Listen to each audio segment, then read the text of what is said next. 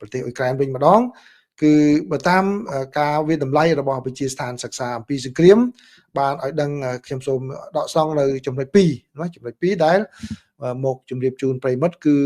ទី1សូមចាប់ផ្ដើមពីខាងធនាគារ Sberbank បាទគឺប្រធានធំរបស់ធនាគារហ្នឹងបាននិយាយប្រាប់លោកពូទីនឲ្យផ្ទាល់តែម្ដងនៅក្នុងកិច្ចប្រជុំមួយកាលពីថ្ងៃទី10ខែវិច្ឆិកាថាឥឡូវនេះគឺការរីកចម្រើនរបស់ខាងធនាគារហ្នឹងគឺមានលក្ខណៈតិចតួចមែនទែន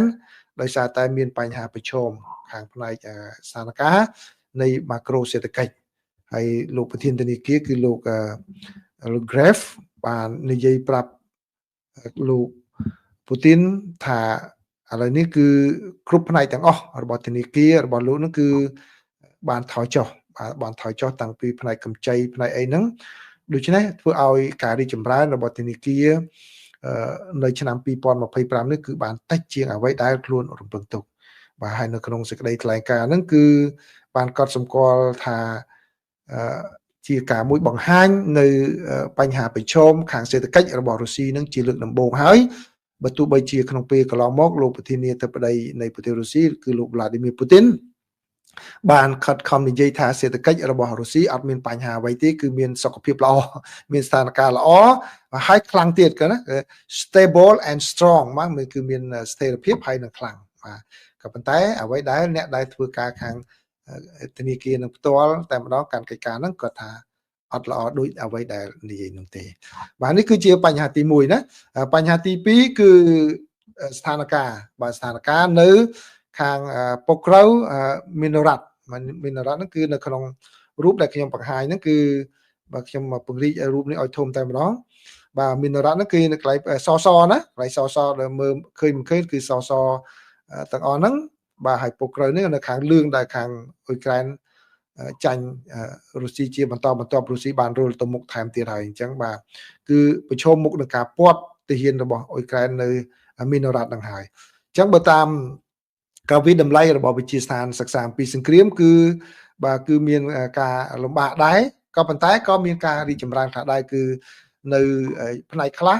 បាទផ្នែកខាងភាគច្រើននៅផ្នែកខាងជើងបាទហើយខាងជើងគឺខាងទាហានរបស់អ៊ុយក្រែនបានវិបកទៅវិញបាទវិបកទៅវិញទៅខាងទាហានរបស់រុស្ស៊ីហើយក៏រុស្ស៊ីថយមកអញ្ចឹងហើយបានជានៅក្នុងរូបហ្នឹងគឺកាលពីបើប្រៀបធៀបកាលពីថ្ងៃម្សិលមិញហើយនឹងថ្ងៃនេះដែលខ្ញុំចែករំលែកហ្នឹងគឺប្រិមិត្តមើលរូបកណ្ដាលណារូបកណ្ដាលហ្នឹងគឺតំបន់លឿងហ្នឹងដែលពាត់មីណូរ៉ាត់ហ្នឹងគឺចិត្តចាប់ដៃគ្នាបានទៅហើយចិត្តចាប់ដៃគ្នាបានទៅហើយក៏ប៉ុន្តែឥឡូវនេះគឺធំជាងមុនវិញដោយសារតែអ៊ុយក្រែនគាត់វាយវិបកទៅរុស្ស៊ីថយបាទរុស្ស៊ីថយអញ្ចឹងពង្រីកច្រកនឹងបានបន្តិចដែរក៏ប៉ុន្តែនៅភាគខាងលិចវិញបាទភាគខាងលិចនៅក្នុងតំបន់ប៉ុក្រៅនឹងដែរគឺមានការយឺតយ៉ាវដែរបាទមានការយឺតយ៉ាវហើយក៏ភាគខាងត្បូងវិញបាទភាគខាងត្បូងវិញគឺខាងរុស្ស៊ីបានរុលទៅមុខវិញបាទអញ្ចឹងដូច្នេះការវានឹងខាងជើងអញ្ចឹងទៅខាងរុស្ស៊ីថយប៉ុន្តែខាងរុស្ស៊ីនេះគាត់ខាងត្បូងនេះគាត់រុលទៅមុខវិញទៀតហើយមកដល់ពេលនេះការតាក់ទងគ្នាតាមផ្លូវគោកពីខាងអ៊ុយក្រែនទៅក្នុងទីក្រុងមីណូរ៉ាត់ហ្នឹងគឺនៅតែកាត់ផ្ដាច់នៅឡើយទេបាទដោយសារតែបើទោះបីជានៅក្នុងរូបភាពនេះយើងមើលឃើញថាមានកម្លាតធំក៏ដោយក៏ប៉ុន្តែវាស្ថិតនៅក្នុងរង្វង់កំភ្លើងផ្លោងរបស់ខាងរុស្ស៊ីអញ្ចឹងហើយអ៊ុយក្រែនមិនហ៊ានបន្ថយនឹងប្រើទាហានរថយន្តឬរក្រក់អីនឹងចូលទៅជួយរំដោះនៅខាងមីណូរ៉ាត់នោះទេព្រោះខ្លាចរុស្ស៊ីបាញ់មកបាទនេះគឺជាព័ត៌មានដែលខាងវិទ្យាស្ថានសិក្សាអំពីសង្គ្រាមបានចងក្រងឡើងបាទអញ្ចឹងសូមអរគុណណាសូមអរគុណប្រិយមិត្តដែលចូលមកតាមដានទស្សនាព័ត៌មានខ្ញុំ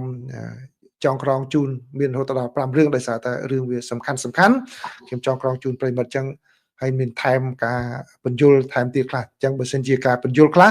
ប៉ះពាល់យ៉ាងណាសូមអធិស្ឋានណាខន្តីអ្វីទៅអធិស្ឋានផងដែរពីព្រោះការនិយាយភ្លាមមិនបានព្រៀងទុកយើងអាចនឹងប៉ះពាល់ពាក្យសម្ដីខ្លះបើសិនជាមានសូមអធិស្ឋានណាបើអញ្ចឹងសូមអរគុណបាទសូមជម្រាបលាបាទ